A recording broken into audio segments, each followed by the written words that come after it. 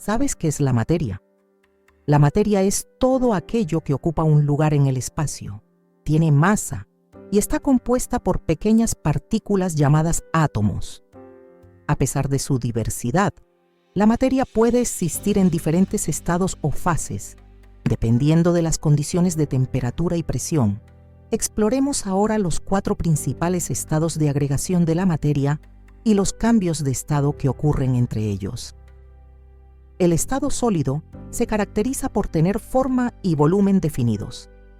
Las partículas en un sólido están muy cerca unas de otras, lo que les da una estructura ordenada y fija. Estas partículas vibran en posiciones estables, pero no tienen suficiente energía para moverse libremente. Un ejemplo común de un sólido es el hielo. A temperaturas bajas, las moléculas de agua pierden energía y se organizan en una estructura cristalina que le da su rigidez.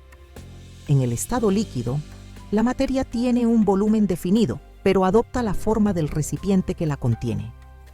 Las partículas en un líquido están más separadas que en un sólido, lo que les permite deslizarse unas sobre otras. Este movimiento proporciona al líquido su capacidad de fluir.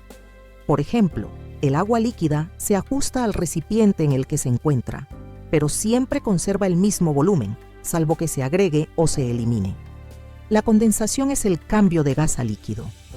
Esto sucede cuando un gas pierde suficiente energía para que sus partículas se acerquen y formen enlaces. Por ejemplo, las gotas de agua que se forman en la superficie de una ventana provienen de la condensación del vapor de agua del aire. La sublimación es el cambio directo de sólido a gas, sin pasar por el estado líquido. Esto ocurre cuando un sólido recibe suficiente energía para superar las fuerzas que lo mantienen en estado sólido. Un ejemplo es el hielo seco, que es dióxido de carbono sólido que se sublima a gas en condiciones normales. La deposición es el cambio opuesto a la sublimación, el paso directo de gas a sólido. Esto ocurre cuando un gas pierde energía rápidamente, permitiendo que las partículas formen una estructura sólida. Un ejemplo común es la formación de escarcha en superficies frías.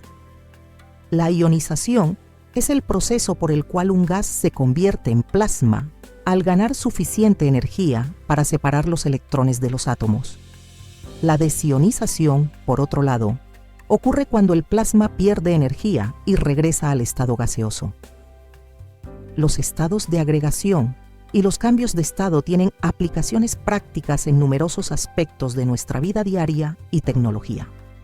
Por ejemplo, en la cocina, hervir agua implica la transición de líquido a gas, mientras que congelar alimentos conserva su frescura mediante la solidificación. En la industria, los procesos de sublimación se utilizan para fabricar productos como medicamentos y alimentos liofilizados.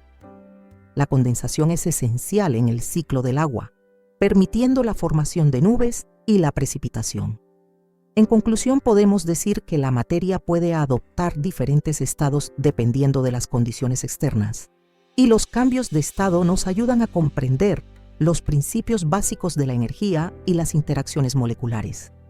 Estos conceptos no solo son fundamentales en la ciencia, sino también cruciales para muchas actividades cotidianas y avances tecnológicos. Explorar los estados de agregación y los cambios de estado es una manera de entender mejor el mundo que nos rodea y las leyes que lo gobiernan.